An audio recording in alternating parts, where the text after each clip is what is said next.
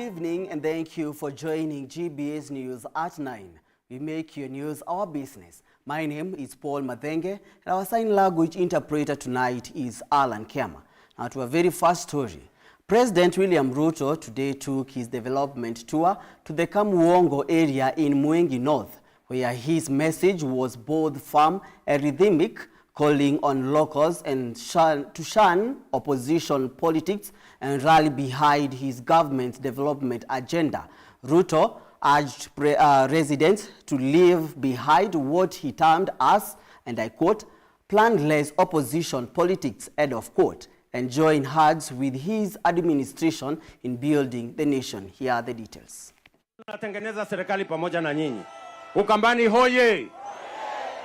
Kitui hoye! Mwingi hoye! Kamuongo hoye! Munakubaliana na mimi? Munasema tuachane na upinzani? Tuungane pamoja, tutengeneze serikali. Hiyo inakuja. Wangapi wanakubaliana na mimi tuungane pamoja? In his day 2 of 4 days tour in Ukambani region, President William Ruto urged residents of Kamuongo area in Kitui County to leave behind his opponents who have no plan for development in the country. Hawa majamaa, unajua hawa majamaa mimi nashindana na wao. Mumesikia mambo yao? Mambo yao ni matatu. One term, Kasongo, must go. Sasa mimi nataka niwaulize. Hiyo ndio siasa yao inaishia hapo. Inaanza kwa ukabila, inaenda kwa matusi, inafikia kwa kupingana. Sasa leo wanapinga housing, wanapinga soko, wanapinga model ya elimu, wanapinga SHA, wanapinga kila kitu. Sasa mimi nataka niwaulize, na sio ati wanapinga kwa sababu wako na maoni ama agenda ama wao they have no plan. Hawana maoni tofauti, agenda hawana, sera hawana, mpango hawana, hata akili. Land and Housing Cabinet Secretary Alice Wahome, who accompanied the president, echoed his remarks, urging locals to ignore what she described as unprofitable cousin leaders who offer political talks without results. Kuna mtu alikuja hapa akamuuzia cousin. Cousin haiko kwa mtu moja tu. Hata mimi ni cousin. Na niko kwa serikali. Na nikimuuliza tuende kwa serikali nikiwa cousin, si tutaenda? Huyu ni ndugu yangu mkubwa. Alimletea cousin. Akamsalimia na hiyo. Unajua kama huyuko kwa serikali lazima utafute vitu ya kuelezea watu. Lakini cousin haiwezi kuwa ni kazi, haiwezi kuwa ni title deed, haiwezi kuwa ni maji, haiwezi kuwa ni afya, haiwezi kuwa ni barabara. Alimuuliza mchukue cousin muachane na maendeleo. Mtakubali kweli?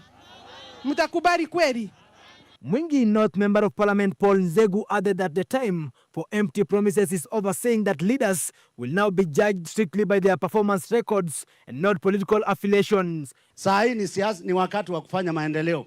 Wewe ulichaguliwa kama mimi na wewe ndio rais wa Kenya saa hii na mimi ndio mbunge wa Mwingi North saa hii. Ikifika 2027 wananchi watafanya decision. Wakiamua nirudi nitarudi. Wakiamua urudi hata utarudi. From the Ruto's musical rhythms of service delivery in Kamuongo area to the call for unity and performance-driven leadership, President Ruto's message was clear. Mtaamua. Na kila mtu anaamuliwa na ile kazi amefanya. Ama namna gani? Ule mtu hajafanya kazi ataenda akienda kama. Development first and politics later. Davis Karani for GBS News. And now to health matters. Governors now want the national government, through the Ministry of Health, to immediately rethink its directive on funding dispensaries for deliveries, saying the move has contributed to an increase in maternal deaths in the recent past. According to governors, the start restricting level 2 facilities from carrying out deliveries has led to a sharp decline in the number of expectant women seeking skilled deliveries, thus contributing to deaths. Data from a newly launched dashboard that links information from all 47 counties on maternal and prenatal death surveillance response shows the need for serious collaboration between the devolved units to reduce maternal and child mortality. As of today, about 10,000 newborns have died since the year began before realizing their full potential.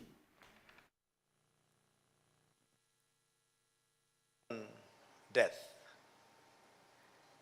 and the mothers, maternal and perinatal, is it a disease that is known? Does it have a cure? Is the cure available? Is it affordable?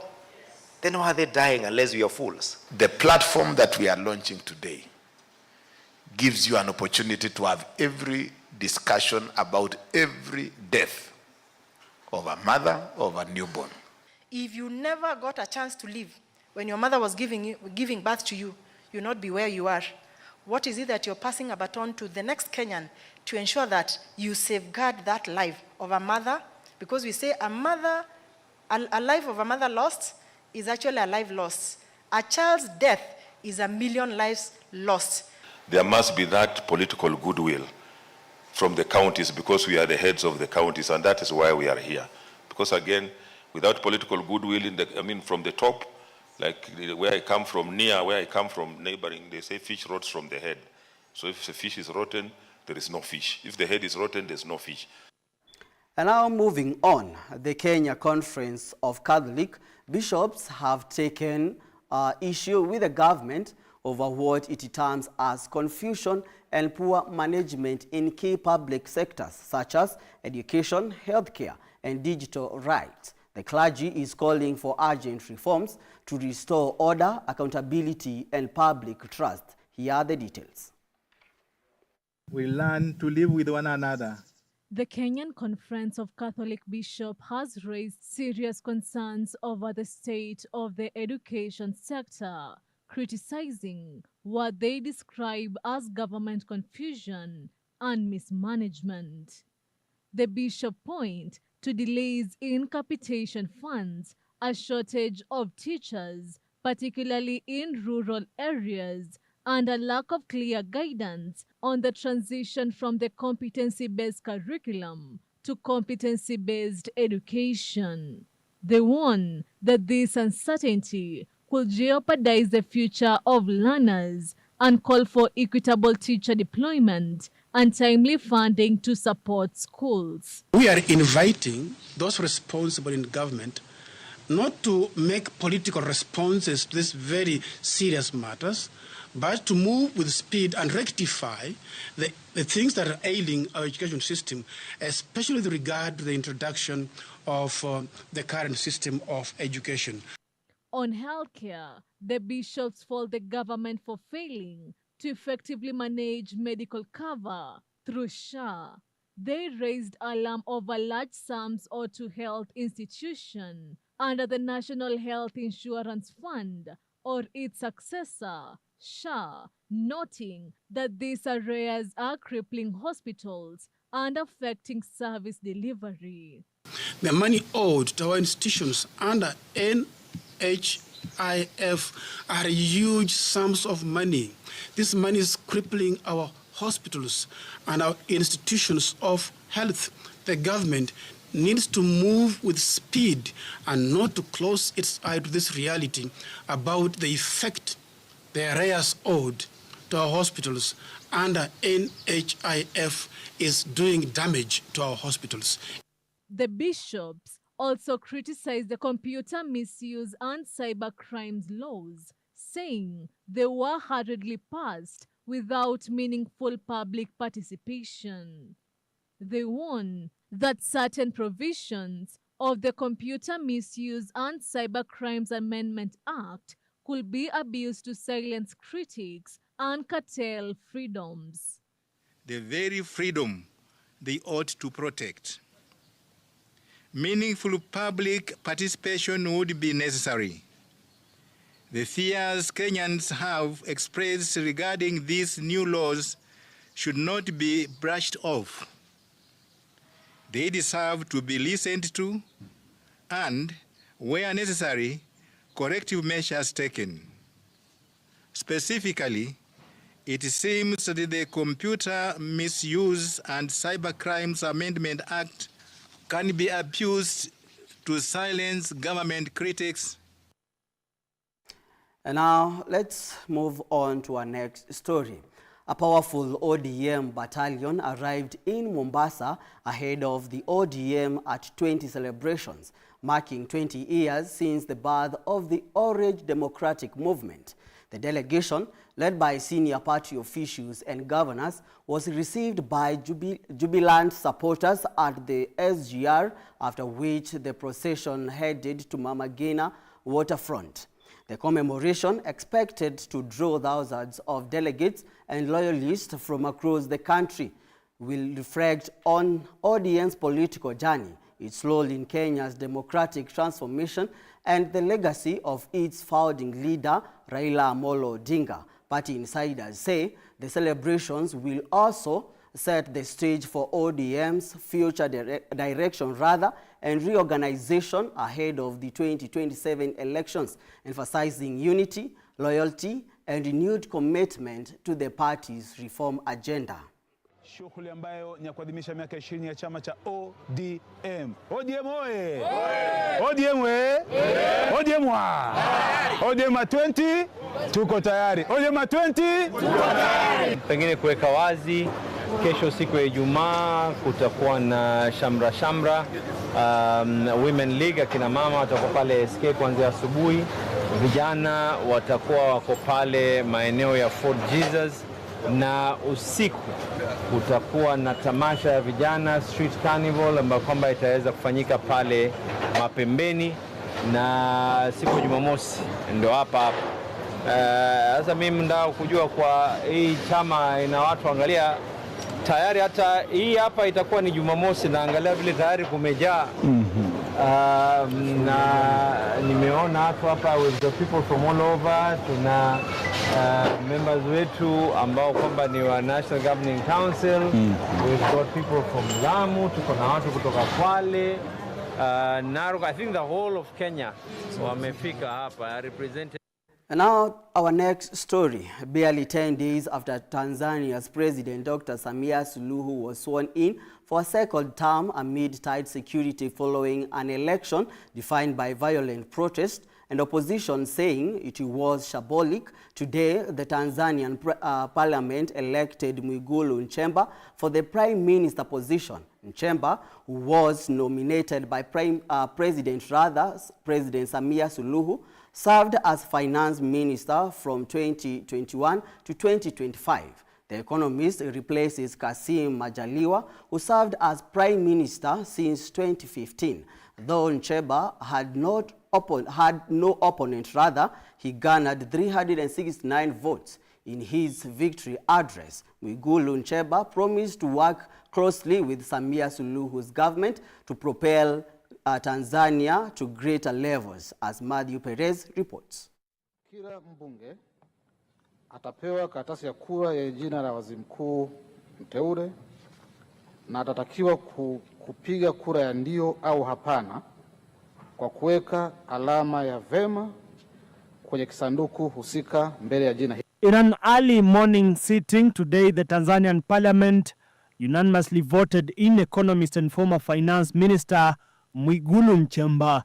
Out of the possible 371 votes, Nchemba served 369 votes with only 2 spoiled votes. Hivyo, idadi ya kura za hapana 0.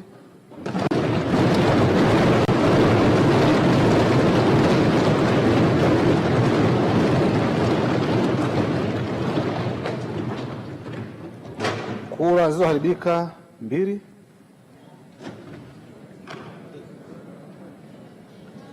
Kura za ndio 369.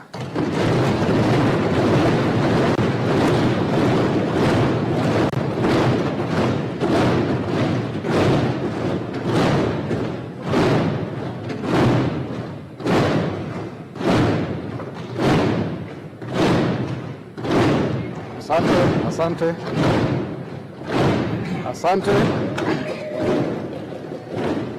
Na hii inafanya idadi ya kura zote zilizopigwa kuwa 371. Hivyo, Mheshimiwa Daktari Mwigulu Lameck Nchemba amethibitishwa na bunge kuwa waziri mkuu kwa jumla ya kura 369. The incumbent Iramba West Member of Parliament replaces Kassim Majaliwa, who has been serving as Prime Minister since 2015.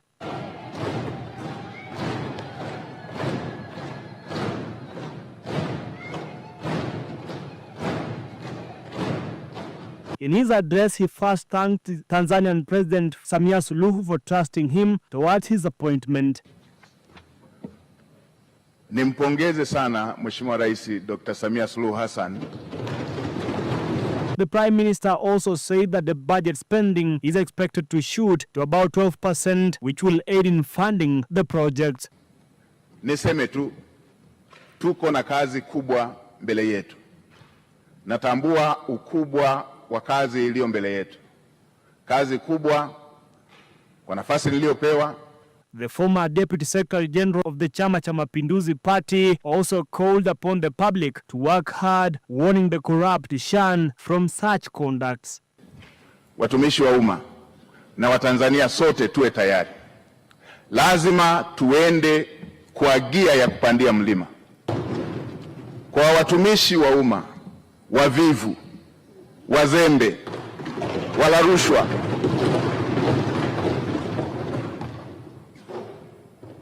na wenye lugha mbaya kwa Watanzania, tuwe tayari. This happens as the Tanzanian opposition says more than 1,000 citizens have died and other mysterious disappearances.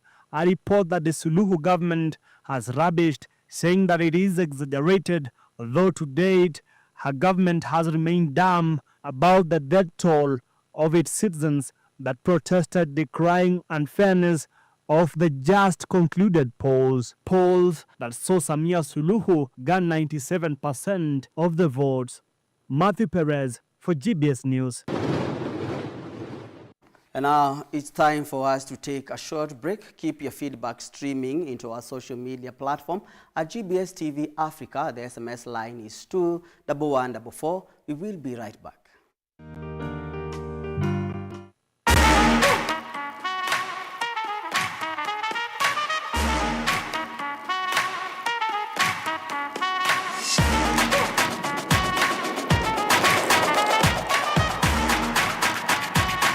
Jina ni Coach Martin Musili. I'm a coach, as I've stated. E-sport nilitambua since 2015, 2016. Kuna sports mingi man, but nilikutiga kwa fencing. Kwa e-sport kuna kitele, kuna pesa kweli. In as much as tunaiplay, tunaitumia pia kama life skills. Si shule peke yake, pia corporates. Na tunakuja tunafunza strategic thinking. It can create an avenue for a scholarship. If maybe anacheza shule, a scholarship. Maybe anaweza advertise ile corporate. Nini imekukeep kwa game? Like ni strategy gani unatumia? Like unafeel strategy ndio imenyekanga hapa, unafeel kupeleka mbali. Alafu utaniambia ni strategy gani imekumake unatumia as a player, ona ile strategy yangu inafanyanga na win game. Hata as a coach, ni strategy gani unaonanga hii nikitumia nasaidia player wangu kudefeat opponent wake. Requirements zangu ni nini? Nini nataka kwa fencer? What are the requirements? All you have to be, as long as you can walk, you can move your arms and you can think on your feet. You can fence. Ili kujua mengi, jiunge nami Omala Brian kwenye GBS TV Sports Sugu Show. This is where passion meets the game.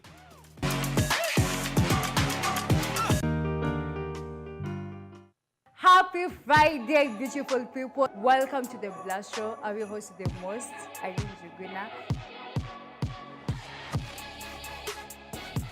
Leo nakwambia hapa live on the blast na kuaga ni show ya kukubamba. Tunakuletea what has been going on the week na zile mambo zinaendelea na tunakupea vibe ya kuingia weekend.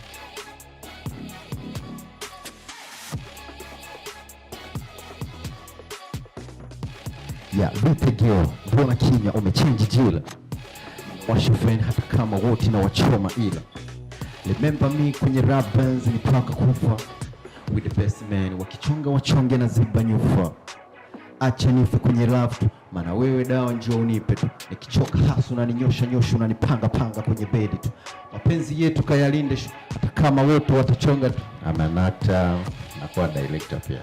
Director wa acting ama so acting na music unazimerge aje pamoja, na umeact which type of ni movies ama drama ama series, na ulijua aje like unaweza act, unaweza rap? Nimeact ni short movie, ni love short movie ambao nimeandika mimi, nika direct mimi, hasa nikacheza pia.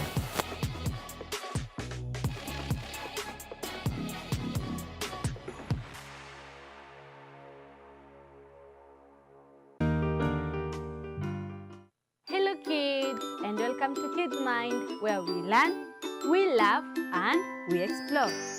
Once upon a time, there lived this beautiful, kind, and humble lady named Esther. She lived with Mordecai for a very long time until she grew as big as me. Before Esther was not named Esther, her name was Hadassah. In our today's Bible story, I mentioned 5 characters. Who are they? Mordecai, King Xerxes, Esther, Haman, and Haggai. Esther represents me. Esther represents me.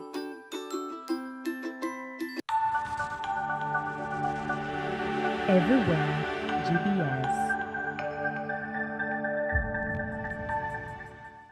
Welcome, you are watching the news at 9, right here on GBS News at 9 Africa. It's time for your most favorite segment of the bulletin, the sports news. Let's get sporty.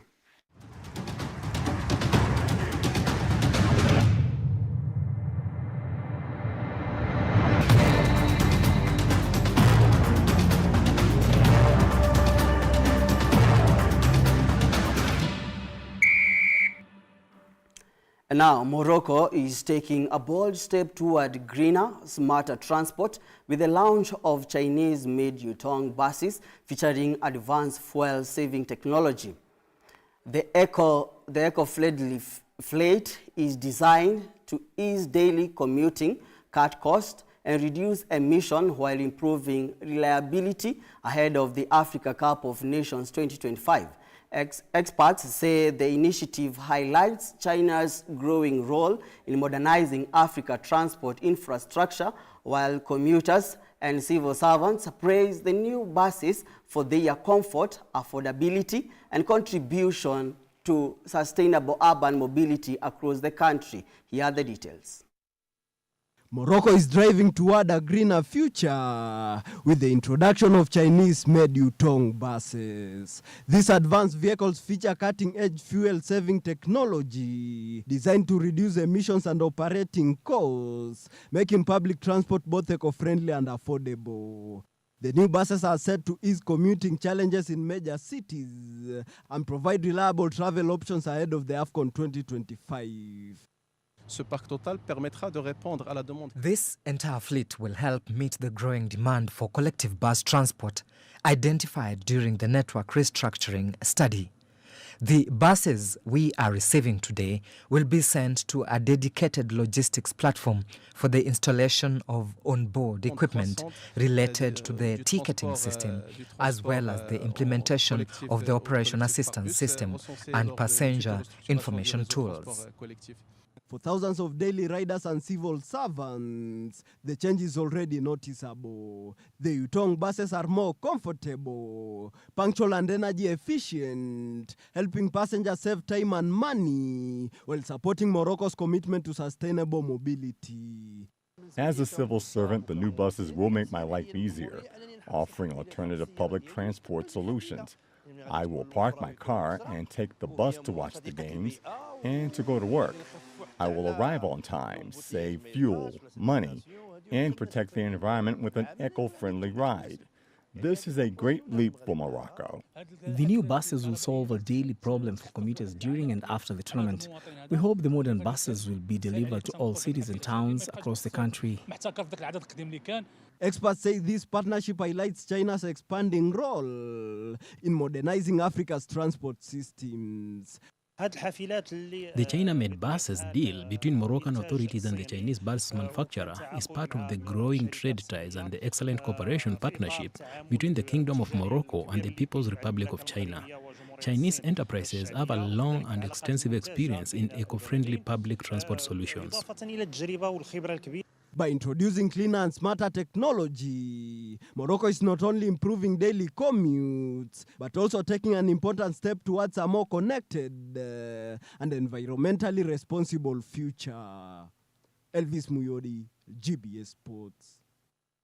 And now, as excitement builds across the continent, Morocco is gearing up to host Africa's biggest football celebration, the 35th edition of the Total Energies CAF Africa Cup of Nations, with just weeks of go before kick-off on December 21st. Preparations are in full swing, and hundreds of young volunteers are at the heart of the effort. A special national workshop is training youth in public communication, logistics, reception, and first aid, ensuring that fans from across Africa enjoy a smooth, safe, and unforgettable tournament experience from 6 host cities and 9 stadiums. 24 national teams will battle for continental glory as reigning champions Côte d'Ivoire prepare to defend their crown with passion, unity, and the spirit of Africa football on full display. Morocco is ready to welcome the world to truly historic AFCON. Here are the details. We are very passionate about sports, especially football, which is why we have no problem finding volunteers.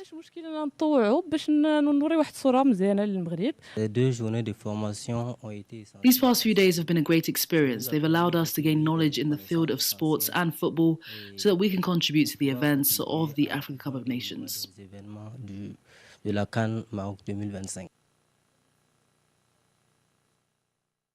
And now, Angola is celebrating 50 years of independence this week from Portugal, and the celebration is set to include some very special guests. World champion Messi and Argentine national football team are expected to arrive in the capital, Luanda, for an exhibition match against Angola's national team this Friday at 11 November Stadium, named in honor of the nation's Independence Day. The Angolan Football Federation reportedly spent over 1 billion Kenya shilling to secure the appearance of Messi and his teammates, though not everyone is celebrating. Earlier this year, civil society groups urged Argentina to cancel their visit in light of recent protests over fuel prices that left 30 people dead, accusing authorities of systemic repression. Despite these calls, the Argentine squad is set to arrive Thursday, though 4 players will be missing, 3 due to yellow fever vaccination requirements and 1 sidelined by injury. Angola's anniversary week has already kicked off with a military parade in Luanda, highlighting a mix of pop, politics, and now football star power.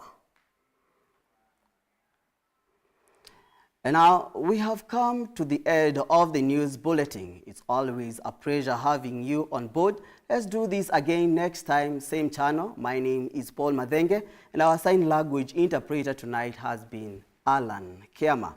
It's a good night from me.